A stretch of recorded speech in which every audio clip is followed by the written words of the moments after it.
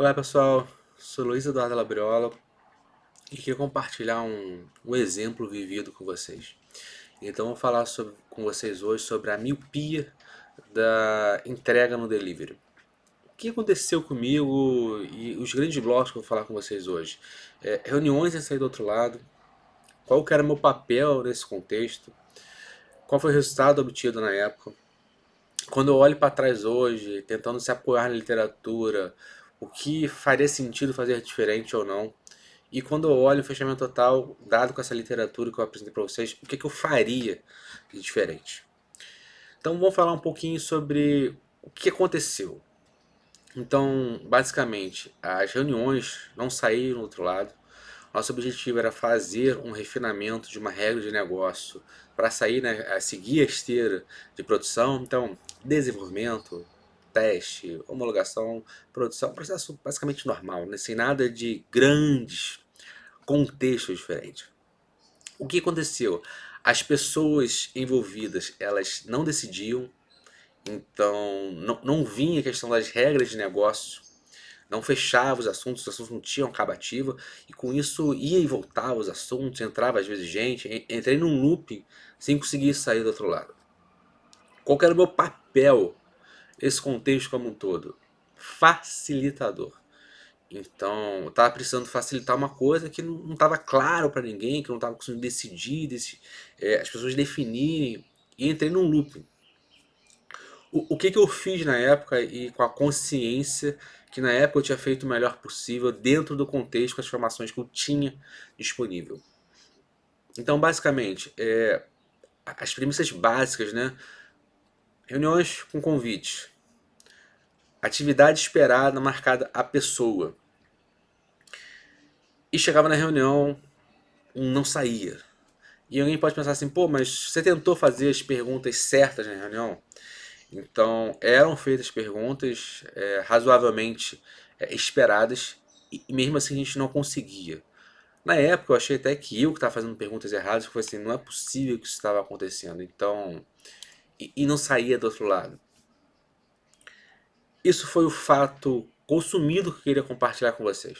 Eu abro uma outra janela que é, quando eu olho hoje para trás, o que, que as boas práticas sobre literatura, sobre facilitação, sobre reunião, falam sobre isso. Então, eu queria entrar um pouco, talvez, no método que foi utilizado na época. O método é mais um caminho que você usa para fazer o trabalho, muito mais do que um framework. A gente hoje gosta muito desse nome framework. Então, o que a gente fez na época? Reuniões com objetivos e pauta. Quando eu olho para trás, alguma coisa diferente desse método que eu utilizei faria diferença? Alguém pode perguntar assim, pô, mas foi online ou presencial? Respondendo, foi online. Mas se eu tivesse feito presencial, o resultado teria sido exatamente o mesmo.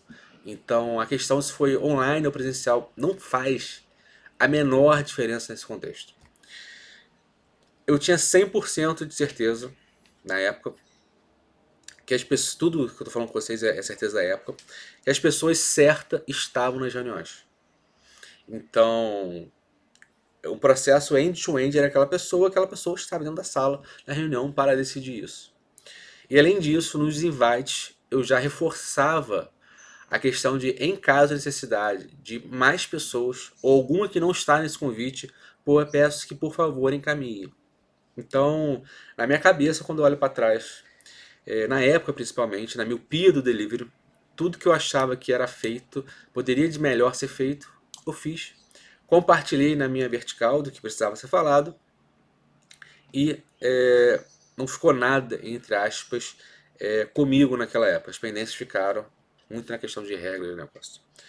Quando eu olho hoje a questão da inteligência emocional, e aí eu acho que teve um lance muito importante que talvez eu tivesse precisado refletir na época, foi talvez a questão do autoconhecimento. E nessa questão de miopia da entrega do delivery, eu acho que eu entrei num pensamento rápido. Quando eu falo um pensamento rápido, é aquele que você faz de forma automática, sem você parar para pensar. Alguém que está assistindo a gente pode dizer assim, pô, mas quer dizer que ele não pensou, saiu fazendo vamos dizer assim, a qualquer modo, a vamos que vamos? Não, não é isso que eu estou dizendo. é quando você faz as coisas de uma forma automática. E um exemplo simples hoje, você não pensa mais para dirigir, você entra no automático. Quando você vai fazer suas reuniões, é natural que você tenha esse objetivo, a pessoa mandou invite e foi. A mesma coisa aconteceu nisso. E quando eu olho para trás o que teria de diferente? Um dos itens que eu estava estudando para pensar, conectar, é a questão da janela de Johari. O que é a janela de Johari para quem não conhece? Ela é basicamente uma ferramenta que analisa a forma como as pessoas se relacionam umas com as outras. Isso é desde a década de 50 que ela estuda o comportamento humano e suas reações. Então a analogia que é feita é uma janela com 4 vidraças. Nessas vidraças é como as pessoas se relacionam, como eu sou visto por mim e como as pessoas me enxergam. Então, na horizontal, eu tenho basicamente como eu me vejo, eu reconheço isso ou eu não reconheço isso.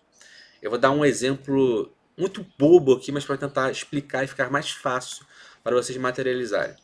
Eu me reconheço, vamos supor, como um programador nível 3.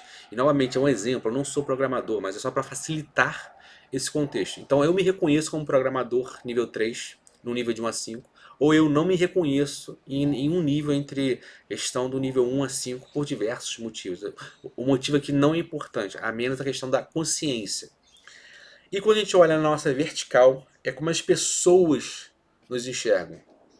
Então eu tenho opção, me reconheço como programador 3 e as pessoas me reconhecem como programador 3. Então a gente tem um quadrante chamado aberto, que é o quadrante ideal. Então todas as pessoas têm consciência do que elas podem oferecer, do que elas conhecem, do que elas não conhecem. Tem outro quadrante que é eu me reconheço como programador nível 3, mas as pessoas não me reconhecem. Então eu tenho uma coisa chamada fechada, entre aspas, dentro desse contexto, desse quadrante. Eu tenho outro que assim, eu não me reconheço como um programador 3, mas as pessoas no meu redor me reconhecem como programador 3. Então nesse aqui a gente está num ambiente cego, onde eu não me enxergo, mas as pessoas me enxergam. E por último, não menos importante, eu tenho quando ninguém se enxerga. Eu não sei qual que eu sou e eu não sei como as pessoas me enxergam. Esse a gente está no quadrante desconhecido. Por que eu falei sobre essa janela de Johari aqui? É uma janela importantíssima, que na época, se eu tivesse enxergado isso, tivesse gastado uma energia maior, sair do pensamento automático para o pensamento lento, talvez eu pudesse ter mudado alguma coisa na época. Qual que é a grande sacada disso tudo? Como que a gente aumenta a área aberta, onde as pessoas se reconhecem? Uma das grandes coisas que eu percebi foi a pessoa envolvida não queria tomar a decisão, mas não falava. E todos estávamos presentes, achávamos que ela deveria tomar a decisão. Então a gente estava num ambiente cego. Foi dado feedback da minha parte? Sim, foi dado feedback. Que era o quê? Não estamos saindo do outro lado. Mas eu não fui na pessoa e perguntei: você entende que você deveria fazer isso? E essa pergunta talvez pudesse ter mudado totalmente a dinâmica do jogo. Porque só ficou isso não sou eu que defino, isso não sou eu que defino, isso não sou eu que defino, e fiquei nesse loop. Então a janela de Johari, dentro desse contexto que eu comentei com vocês, teria ajudado absurdamente os problemas e talvez evitado algumas coisas. Uma outra boa prática, e aí virando um pouco a chave do que eu queria falar sobre o estilo de facilitação. E aí no workshop que eu fiz de facilitação com o querido Gino, ele tem 4 grandes temas que ele tem opções de centro, direita e esquerda, e por favor não leve para política, porque não faz o menor sentido isso que eu falei com política, que é, eu posso ser uma pessoa convergente ou divergente no meu workshop. E dependendo do contexto, ok ser convergente ou ok ser divergente. Dentro do papel que eu estava, a minha postura era ser convergente. Então não fazia menor sentido tentar fazer alguma coisa diferente, e eu atuei dentro do contexto dessa forma. Um outro foi se eu era um papel mais de facilitador ou especialista técnico do assunto. Eu não tinha capacidade técnica naquele assunto, apesar de não ser, entre aspas, um leigo no assunto, não estava cego dentro daquele contexto como um todo, mas eu não era especialista técnico que poderia resolver no nível de granularidade necessário. Então meu papel estava muito mais na questão da facilitação. O outro que pode gerar mais interpretações, mais de uma interpretação, mas eu vou explicar, é duro na queda ou um passo atrás. O que é isso dentro desse contexto de facilitação? Eu posso me apegar aos combinados e ser rígidos com eles, ou eu posso dar um passo atrás se fizer sentido dentro do contexto. Dentro do meu contexto foi um passo atrás, eu vou explicar para vocês. Vamos supor que você tem um acordo dentro do seu workshop hoje, da sua facilitação, que a cada 20 minutos você tem uma entrega e passa para o próximo item. Dentro do acordo que você fez, o tempo ele é uma restrição forte. Então você precisa seguir com o facilitador duro, entre aspas, na queda com esse item. Dentro do meu contexto, o tempo, claro que a gente tinha pressa, queria sair do outro lado, mas o tempo da reunião não era um fator mais relevante. O resultado da regra de negócio ele era. Então, meu comportamento era um passo atrás. Se precisasse estourar um time box para resolver o problema, a gente faria isso. E o último assunto que é você ser estruturado ou desestruturado. Quando a gente fala a palavra desestruturado, a gente passa às vezes uma mensagem ruim de desorganizado, de bagunçado, e não é essa a mensagem. Às vezes você precisa deixar as coisas acontecerem. Você precisa trazer as pessoas para o jogo grupo, para as pessoas saírem. Diversas técnicas utilizam isso. Vamos ver o que emerge disso aqui para a gente ver o resultado esperado. Mas nesse contexto que eu vivi, eu precisava ser extremamente estruturado, objetivo, expectativas, pessoas, então não teria feito nada diferente do que eu fiz.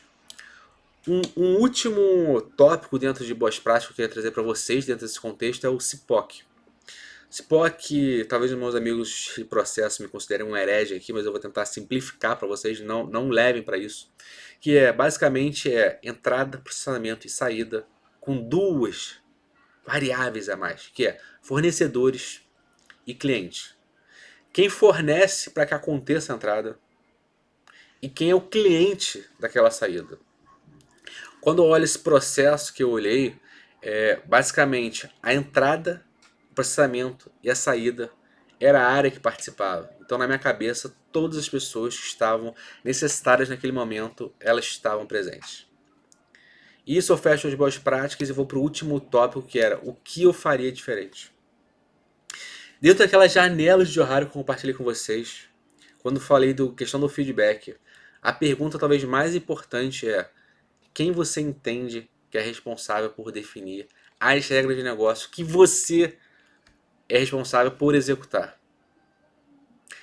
Uma analogia de novo, fazer uma analogia como se você estivesse hoje ligando para um atendimento e o atendente fizesse um script ruim e você fosse reclamar com o atendente que ele era o executor do processo. O atendente ele não gera o script, ele não elabora o script. Alguém faz e ele executa. Na época, nenhuma das pessoas que estavam envolvidas teve essa visão, conseguiu entender isso. Quando a gente olha hoje para trás, com o tempo, saindo da miopia na entrega do delivery, a gente vê que a pessoa hoje era uma área executora, não era uma área que definia o processo. E como o nome da área estava diretamente ligado ao assunto envolvido, nós caímos na miopia, na entrega do delivery. Então, isso eu queria compartilhar com vocês. Espero que tenha feito sentido para vocês. Se vocês gostaram aqui, dê um joinha aqui, se inscrevam no canal, compartilhem, escrevam qualquer comentário que fez sentido para você. Se não fez sentido, também coloque, porque nos ajude a compartilhar mais conteúdo para vocês. Tá bom? Forte abraço a todos, até o próximo.